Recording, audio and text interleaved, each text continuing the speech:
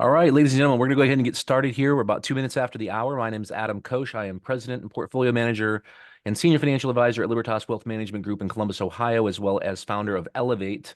And today I've got John Aman on the show, and we're going to be going over a pretty big topic, talking about a lot of different things here. The title is CFO Secrets: Mastering Company Books for Skyrocketing Profits. John and I also already recorded a podcast which is going to be coming out here in the next few weeks. So be on the lookout for that, as well as an article that John wrote that's going to kind of pair with both the podcast and the webinar. But to give you a little bit of information about John before he gets started and introduce him here officially, we're going to be talking a little bit about how CFOs look at your books, your financials, and use that information to create profits, among other things. John works with lower middle market, privately held companies between $2 and $60 million in gross revenue.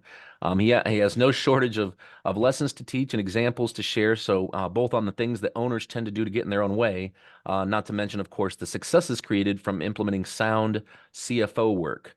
John is a 30-year veteran in the financial services world. He's a former CPA, chartered property and casualty underwriter, certified internal auditor, and certified mergers and acquisition advisor. He's a member of the Society of CPAs, as well as the American Institute of Certified Public Accountants. And I think he's got a lot to share today. So without further ado, let me introduce John Aman, fractional CFO and partner at B2B CFO. Adam, thanks for having me here today. I appreciate it. And hello to everybody else. Happy to be with you for the next few minutes as we go through this topic of unlocking the secrets of financial statements and helping them helping you understand how they can drive profits for you. As Adam mentioned, I have a long background in financial services. He introduced me as a fractional CFO. I prefer to say that I do CFO or B2B CFO services. That means I help business owners increase cash, improve their operations and profits, and in the end, prepare them to buy or sell businesses. And that's enough about me. We can find more on my website if you're interested in doing the research and finding out. Today, we're going to talk about the roles of a CFO, and in the process, hunt back to financial statements and the CFO's role in those financial statements. But I first want to give a little bit of an overview as to what a CFO does. By definition, a CFO is an employee of a company. That's not what I am, but I do the same types of functions for business owners when I'm working with them. So as we can see on this particular slide, there are 6 areas in which we function. The one that most people think about is the second one, accounting and financial reporting. But when that's done well, then we can go to the first box on this one, which is supporting the financial planning and analysis phase, which is where we really get into turning financial statements into information, and that information becomes available for decision making. And if you're able to make good decisions from that information, profits go up, the business grows and becomes more valuable. So we're going to dive into each one of these areas individually, so I'm not going to belabor this slide any further. In the financial planning and analysis phase, what we're looking for is the opportunity to look forward. Your financial statements are history, statements of history. They tell what happened in the past. When we're looking at this financial planning and analysis phase, we're relying on that history to give us some indication on what is likely to happen again in the future, but it's not necessarily what will happen again because market forces change, the business changes, and so forth. So what we're trying to do in this case is put on our strategic thinking cap and work our way forward. So as the bullet suggests here, part of what we're going to do is create a budget. That budget usually looks at 12 months going forward. Most companies on a fiscal calendar that starts January 1st and ends on December 31st will start a budgeting process early fourth quarter. They'll be of the prior year. They'll start thinking about what they want to achieve what their growth rate will be, what they plan to do from a personnel standpoint. They'll be looking at what their suppliers are telling them about raw material costs, and the CFO will lead the process of putting together a budget for the coming year. It turns into a forecast after the year changes over and some time has passed, and we start getting actual results, and we plug those in calendar months in place of the budget, and that starts giving us what the year might end as if the pattern we started the year with rolls through the year. Sometimes we just keep the budget for the following months the same. Other times we start looking at the markets really heated up, and so we change following months forecasts to see where the year is going to go, or the market took a downturn, or costs have gone up unexpectedly, and we change the forecast to account for greater costs, and it gives us a chance to decide where we're going to go throughout the year. The second bullet on here, financial modeling, scenario analysis. I have one client, I think I did 5 budgets for this year, and they were all different scenarios, different growth rates, different employee counts, different markets that would have different pricing scenarios, different gross margins. So part of this process is looking at the different ways you can make money in a year and putting them into various scenarios.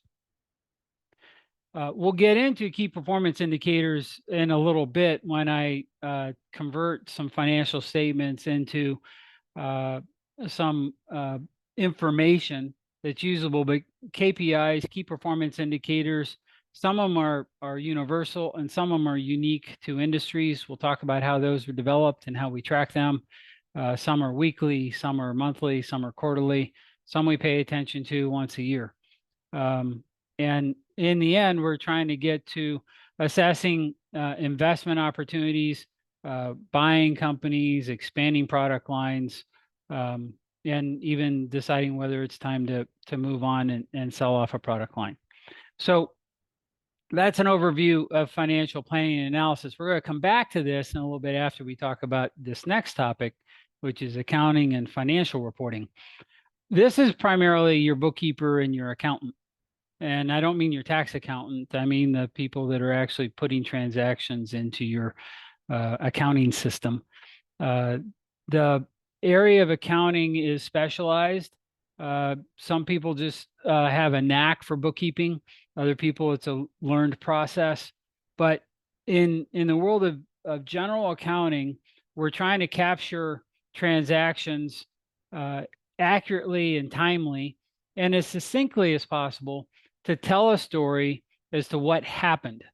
As I said in the prior slide, that slide was about what's going to happen or what we project will happen. In the accounting world, we want to be accurate history tellers. So part of that is getting into the system accurately, the bills we have to pay, and getting invoices issued in a timely basis, and processing payroll accurately.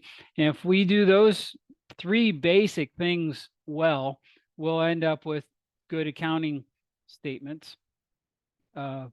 What we're aiming for here is an accountant to be able to complete the prior month's accounting by the 8th to 12th day of the following month. So if you're running a business and you're not getting your monthly financial statements at least by the 15th month following the end of a month, then you should be asking your bookkeeper what's holding them up. Sometimes it's the business owner, but oftentimes they haven't structured their job right.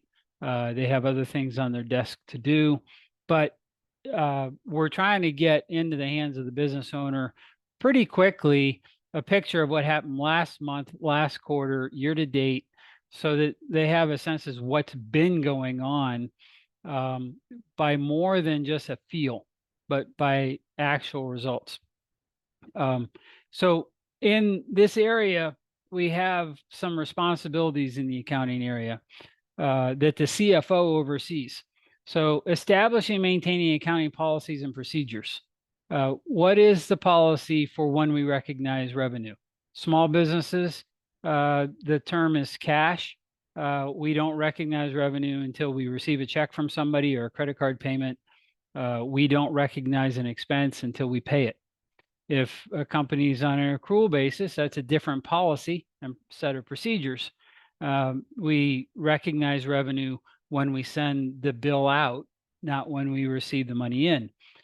We recognize the expense when we put the bill from our supplier into the system, not when we pay the bill. When we're a smaller company, cash is the easiest thing to pay attention to, and it matches up most of the time with what our tax accountant is going to do. And it's easier for us to match cash accounting with cash forecasting.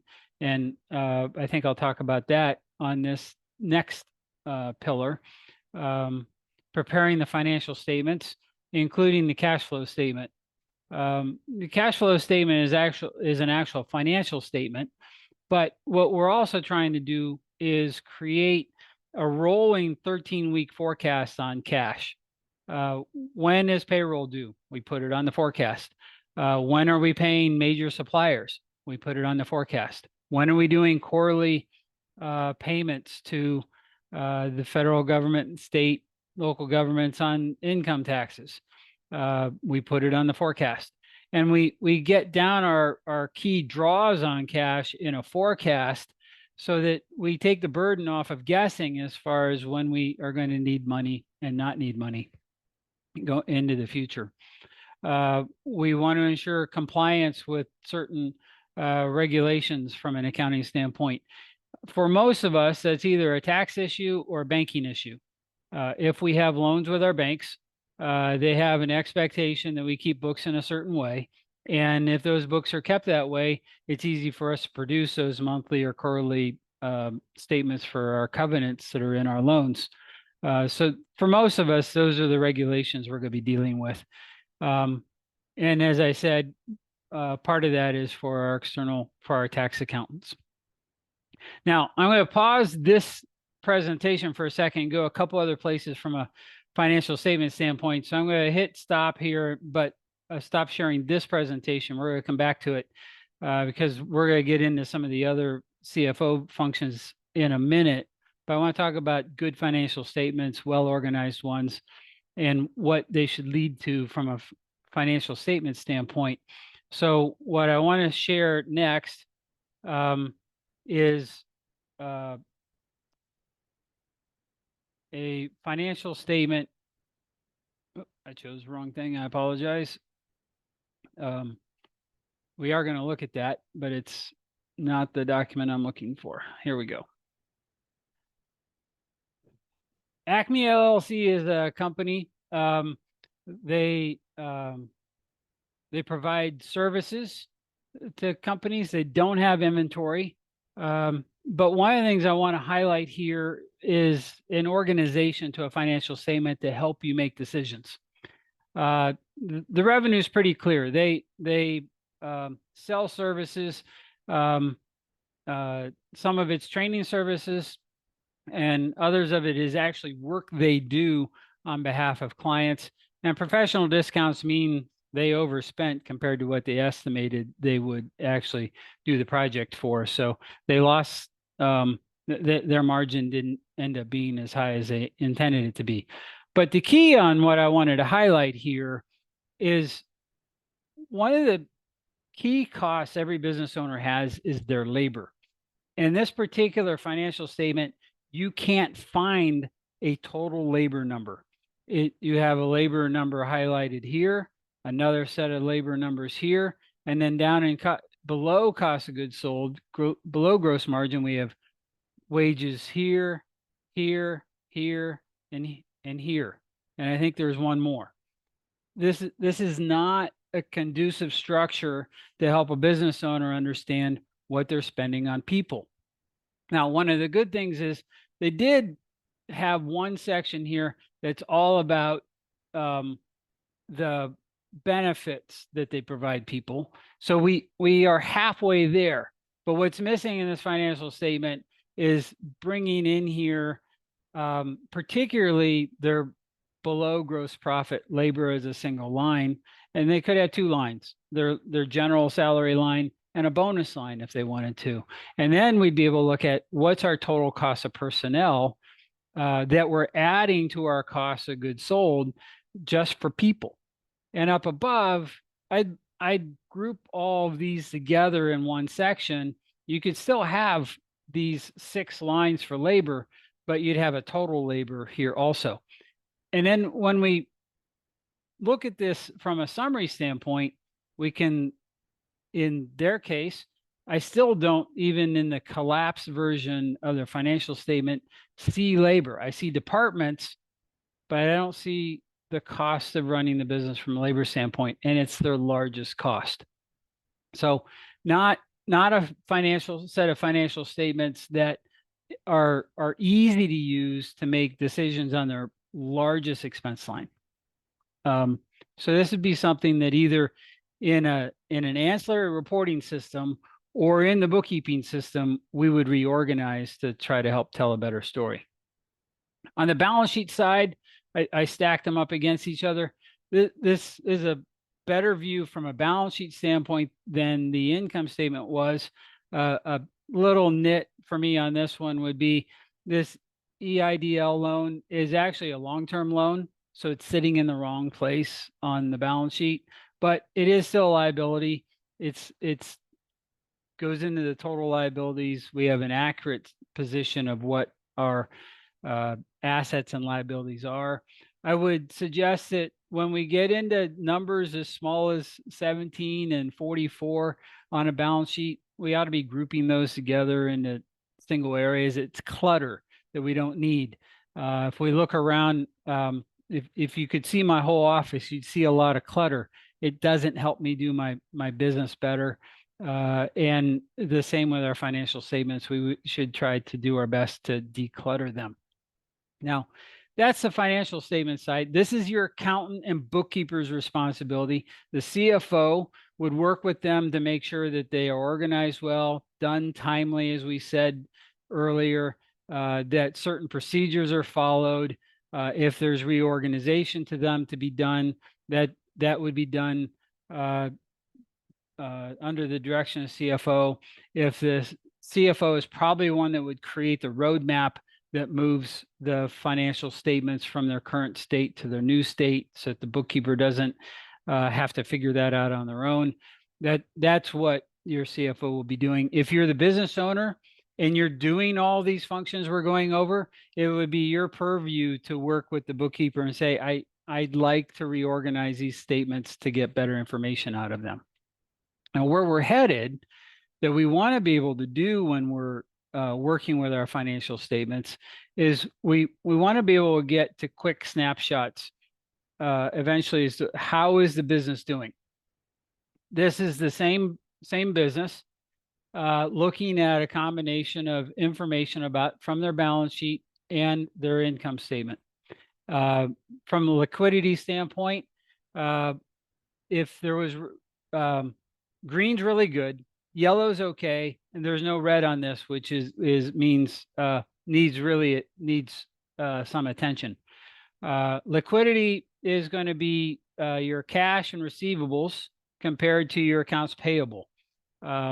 This company has a solid amount of cash and receivables compared to payables, including their payroll requirements.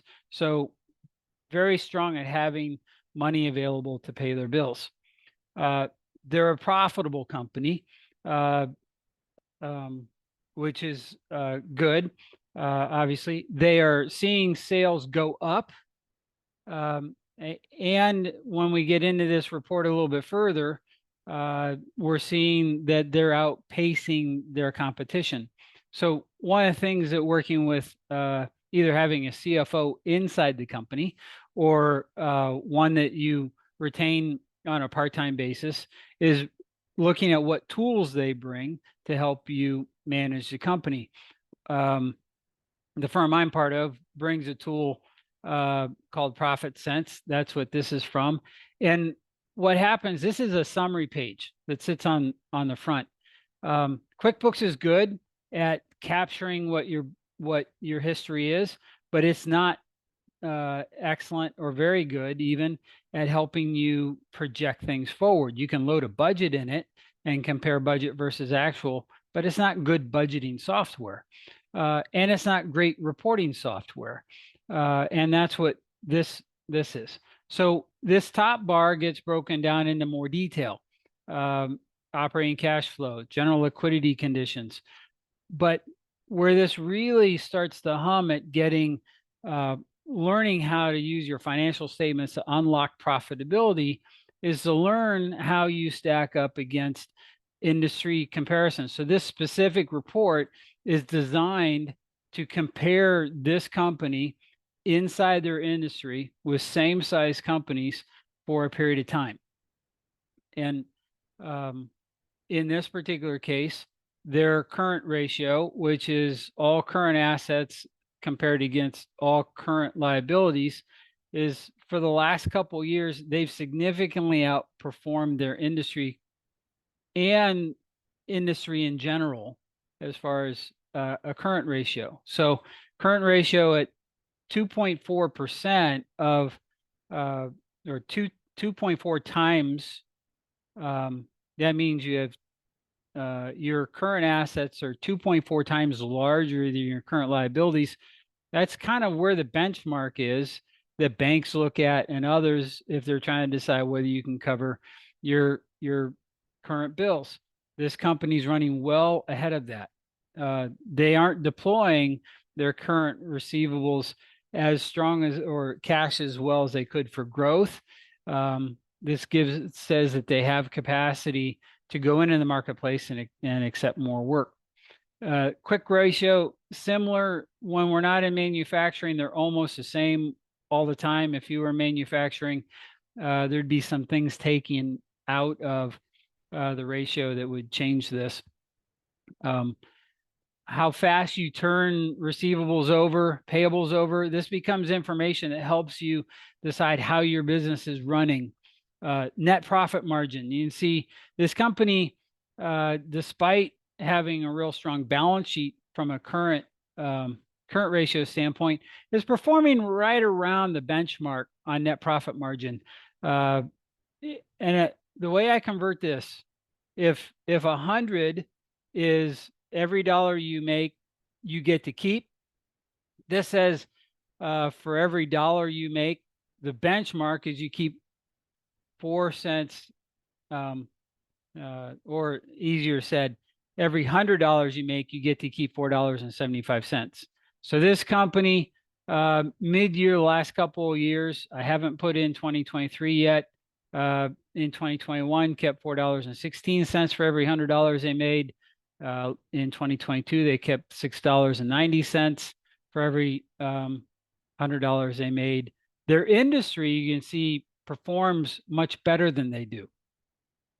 And so one of the things to work with them on is how do we get better control of our costs to be able to work our way up to what their industry peers are doing, which is where we can see where their bleed is. Their gross margin is roughly the same. So for every $100 they make, they're keeping almost 75 cents of it. And their industry peers are keeping about 70 cents of it. But their industry peers aren't spending nearly as much money in their sales, general, administrative, or overhead area. So that becomes an area to look at closely, saying, why are we spending so much money below gross margin? Are there things we can tighten up, stop spending money on to make ourselves more profitable? Now, we also know small private businesses might be running non-business expenses through that section of the income statement. And if that's the case, that would explain why profitability is down. It wouldn't be a reason, we would isolate that, identify it, and say, okay, then we're not going to make that change because we like doing it that way. I'm not going to put a value judgment as to whether that's the right thing to do or not. But if that's not why profitability is down compared to peer groups, it means we have places we need to dig into and learn more about.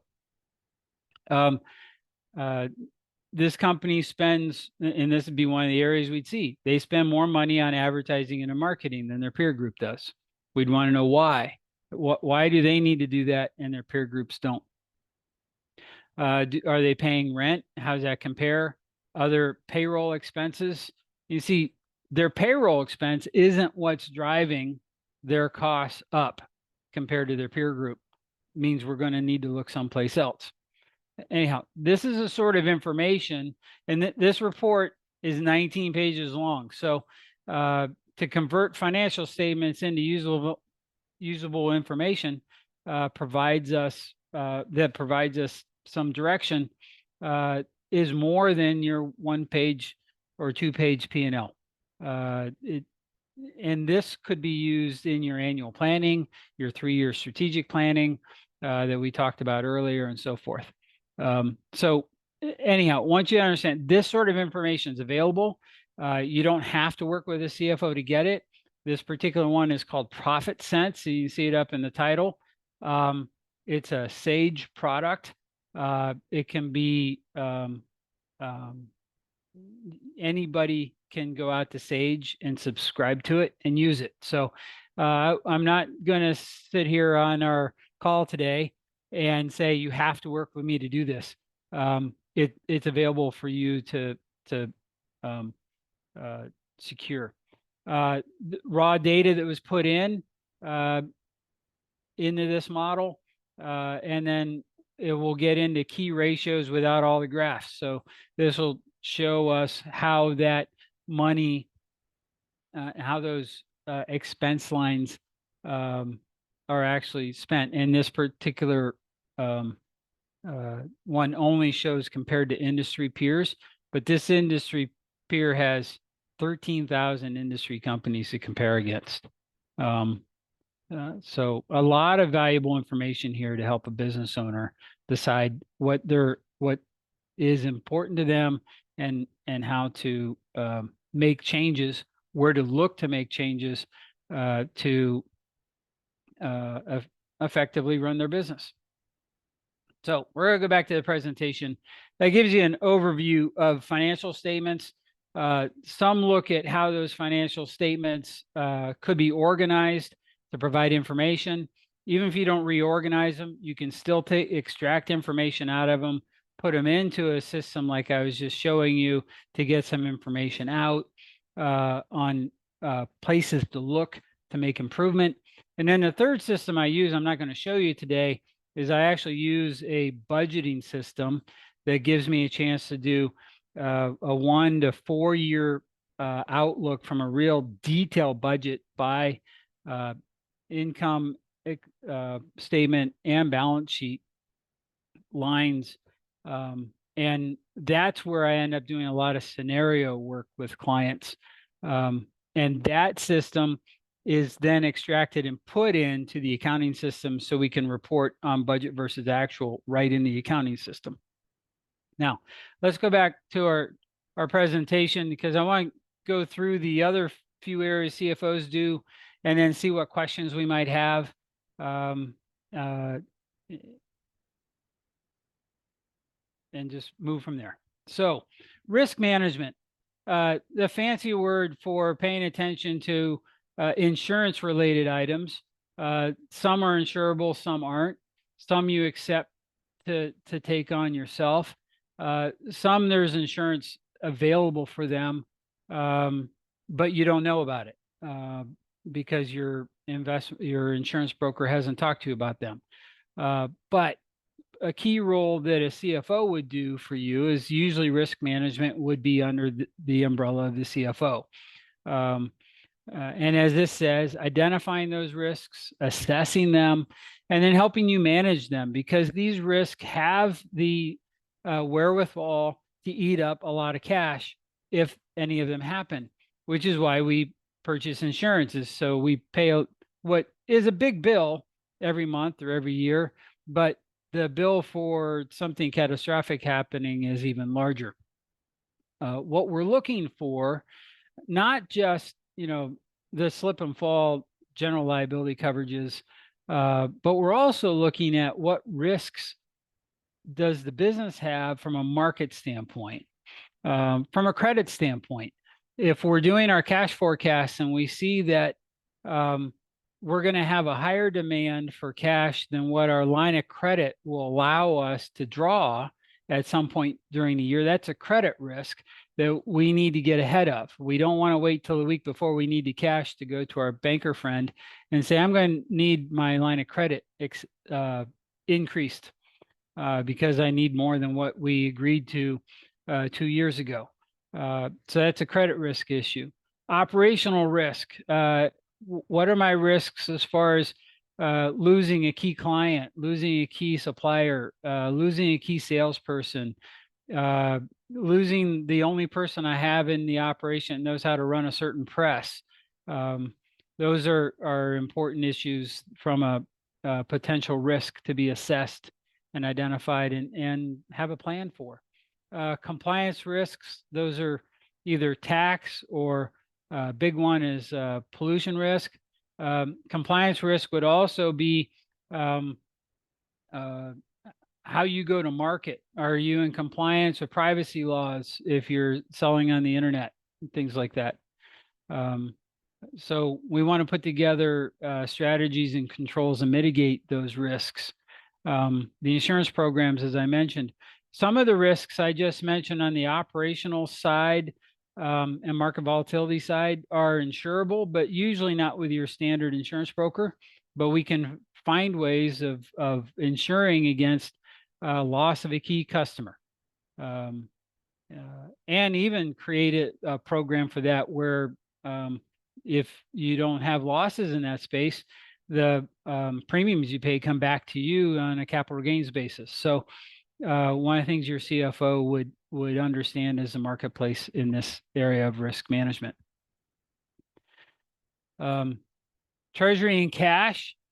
This is banking relationship on the side. You receive your money from your clients, and how do we get that into the bank and manage it to the best return we can until you need it again to push it back out the doors to pay your employees and your suppliers, and suppliers including rent and utilities, etc.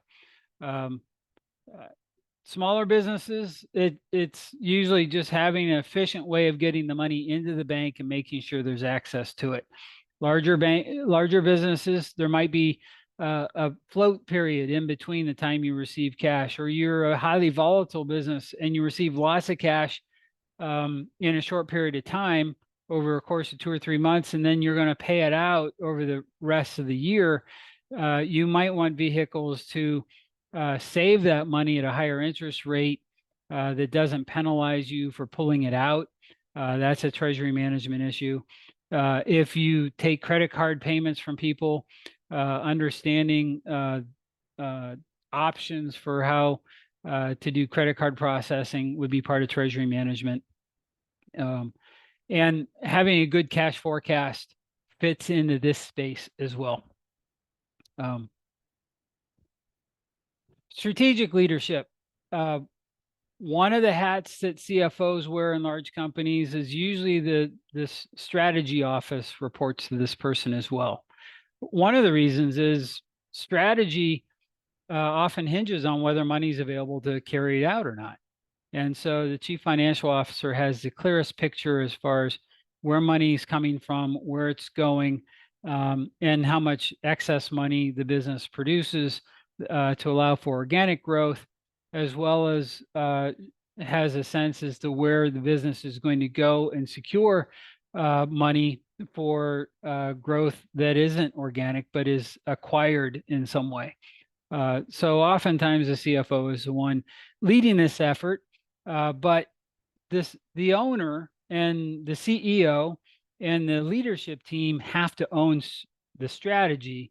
But oftentimes this is where the CFO brings the process to strategy development, but they don't own the strategy.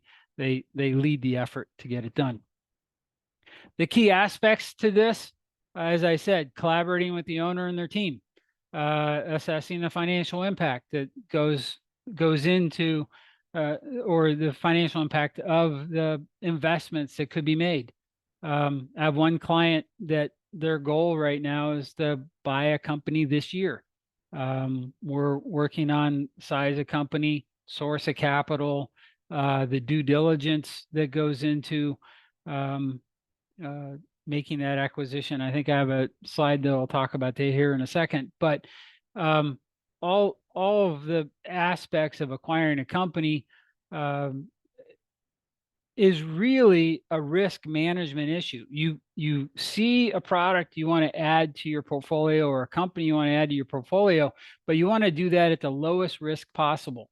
So your CFO often leads the effort, leads the team of making sure that all the risks are identified and that the appropriate amount of money is paid in exchange for the risk you're taking on. You think you know what product you're taking on, but you need to really understand the risks that you're taking in that, and that really influences the cost, the price that's paid for a company. And then, as it says, the financial analysis recommendations under strategic initiatives, cost optimization, and the due diligence is often led by, but not done by, the CFO. It could be done by other members of the internal team, but more often than not, if the company is going to go outside of itself to buy somebody, it's probably going to go to its accounting firm, their tax professional, to see if they have a due diligence discipline within their firm to do the financial due diligence, or they're going to look for a firm that's their specialty. But it's critical to make sure that what the acquisition target says their business is financially is truly what it is. We call that a proof of earnings in some sense. So we want to prove that the earnings that the company we're buying are real and not propped up in some way.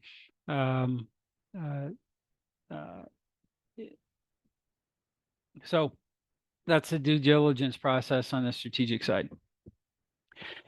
From an investor relations standpoint, if you are a business owner that has probably less likely investor relations, but you might have a strategy board that you've assembled.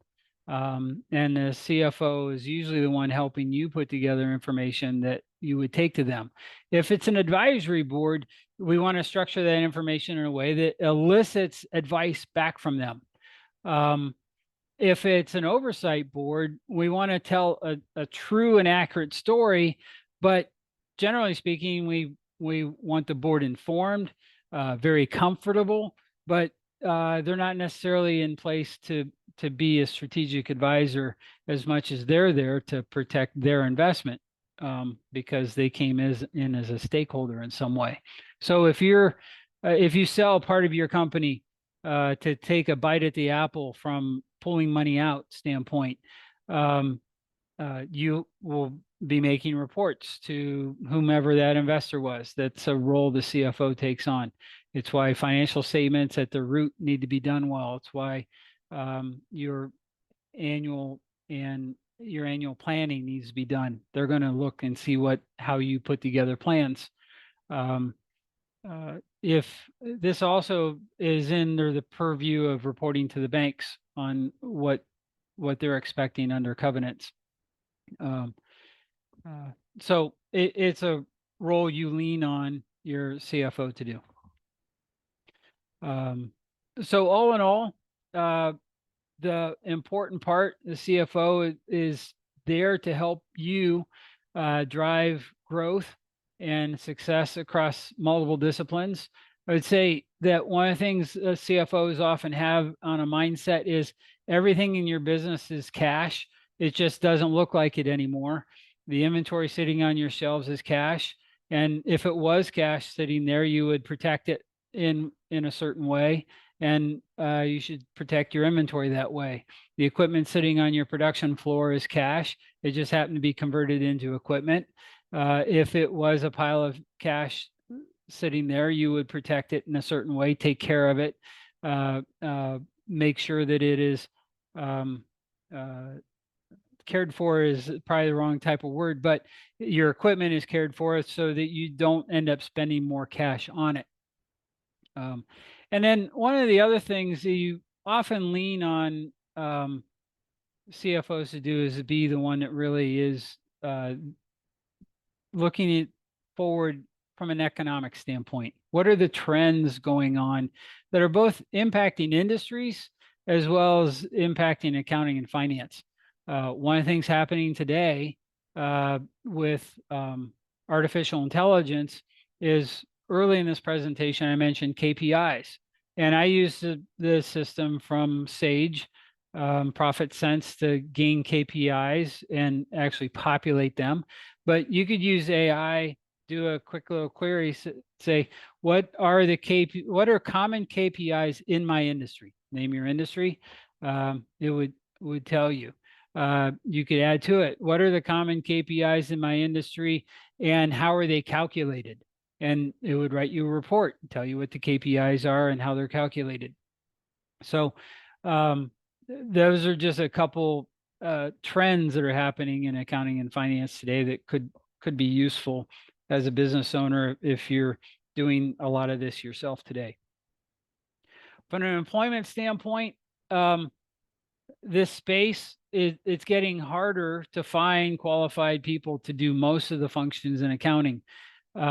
One, we have more businesses than we did before. And two, we're graduating fewer people with accounting degrees than we were before.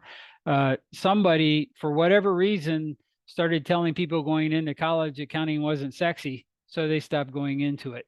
And I would say I spent most of my career in finance instead of accounting. You don't want to hire me to do any entries from an accountant standpoint.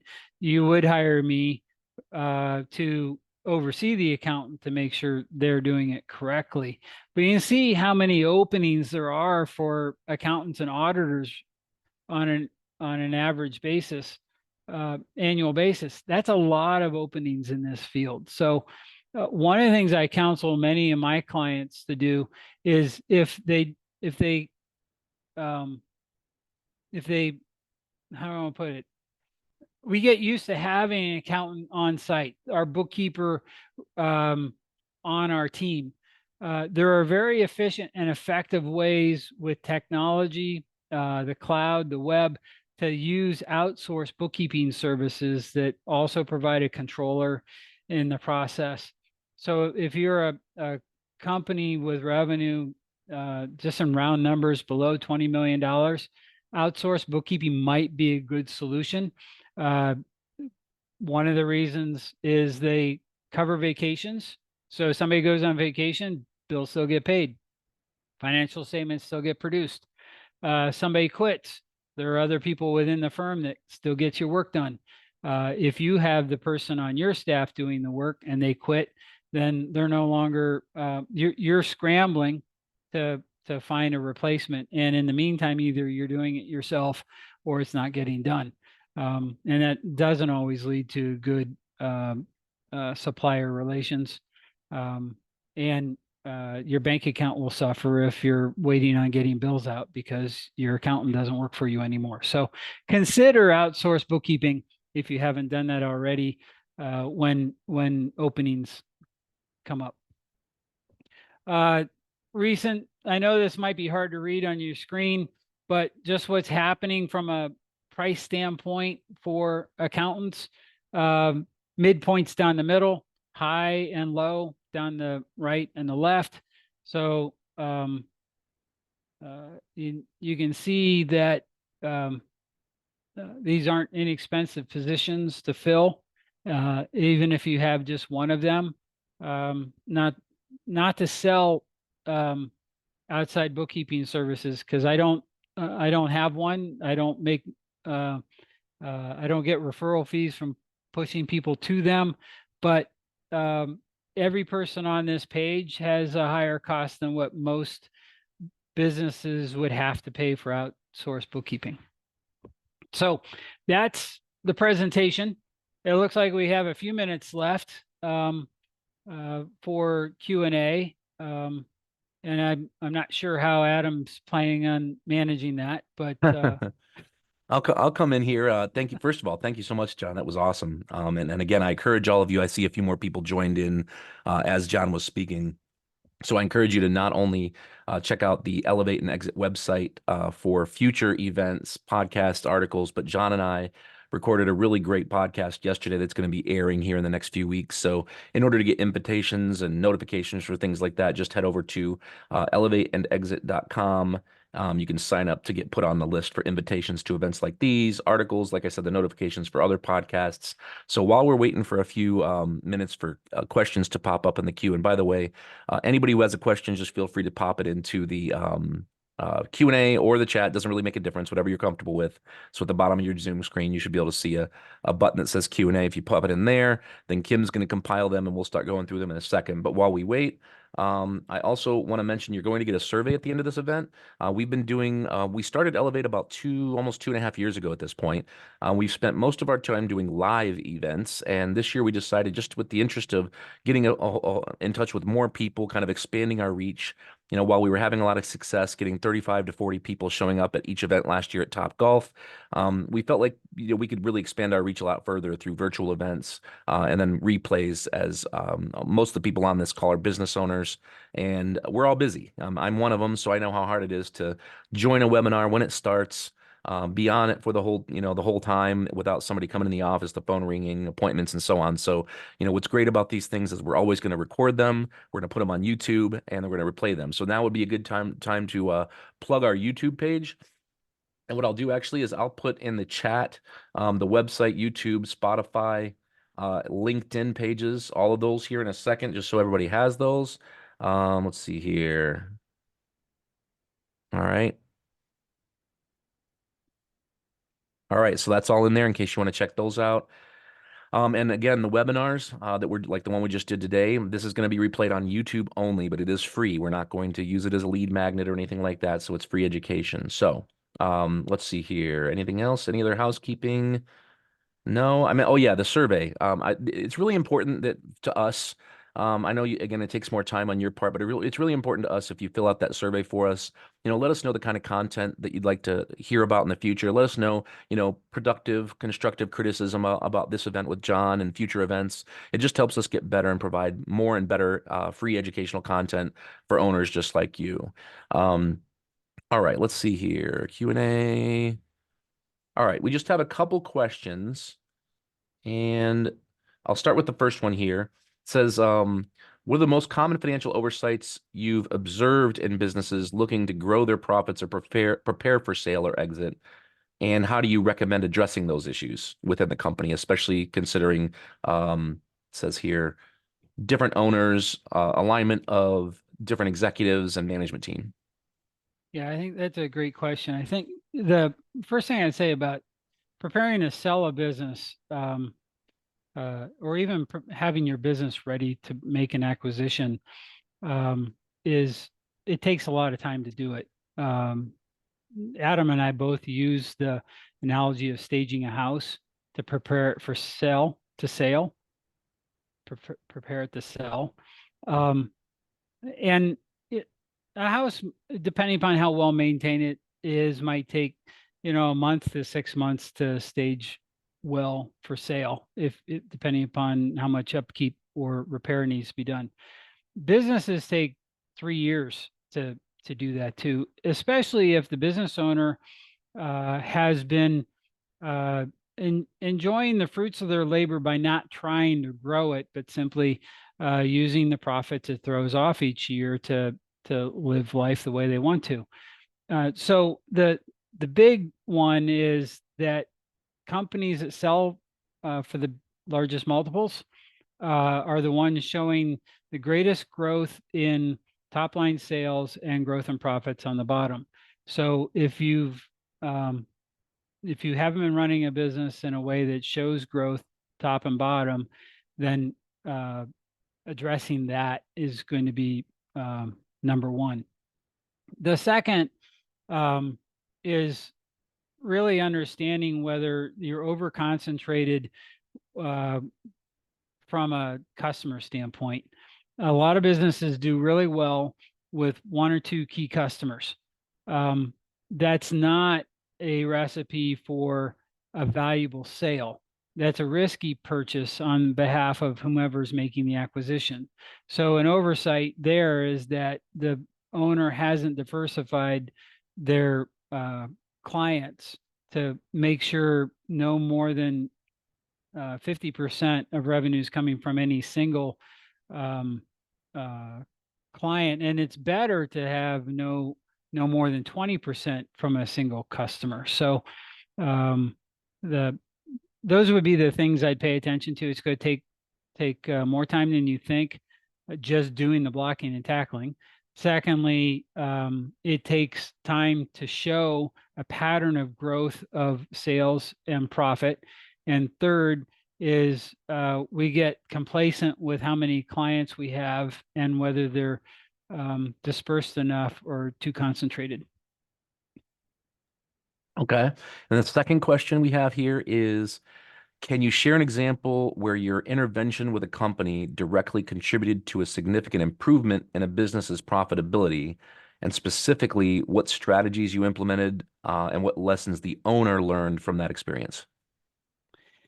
Yeah, the one of my longest running clients, what really two things really freed them up.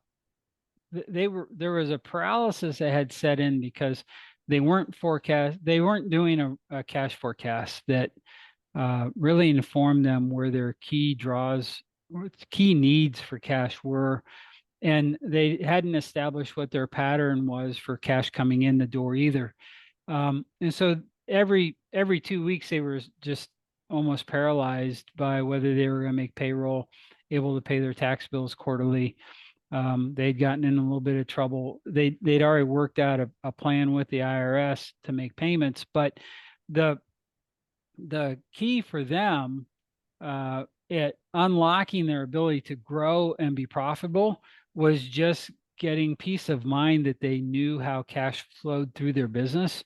And once we solved that picture and kept it current, and they saw that it worked and that it was reliable, then they could turn their attention to actually training their sales team to get out and sell. They could train their operations team to process the business that was being delivered to the team. And so we saw growth rates that went to 15%. We saw profitability go from near zero to 8 to 12% a year.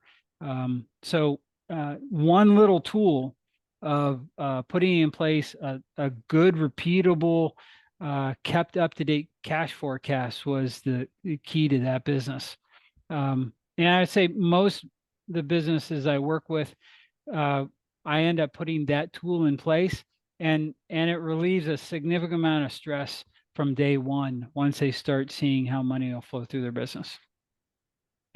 All right. Is that kind of the question, Adam? Do you think? Yeah, no, I think that answers it pretty comprehensively here. And I think that with it being 5 minutes to the hour, we don't have any other questions, so I'm going to go ahead and close out here. Next month event is going to be with Bill Kiefaber. It's titled Digital Domination: Tactics to Win the Online Marketing Game. That's going to be on April 18th. We'll be sending out invitations to get RSVP'd for that event if you'd like. If you'd like to get a hold of John, his contact information is right there on your screen. You can read a hold of him by phone at 614-554-0733 or at johnaman@b2bcfo.com.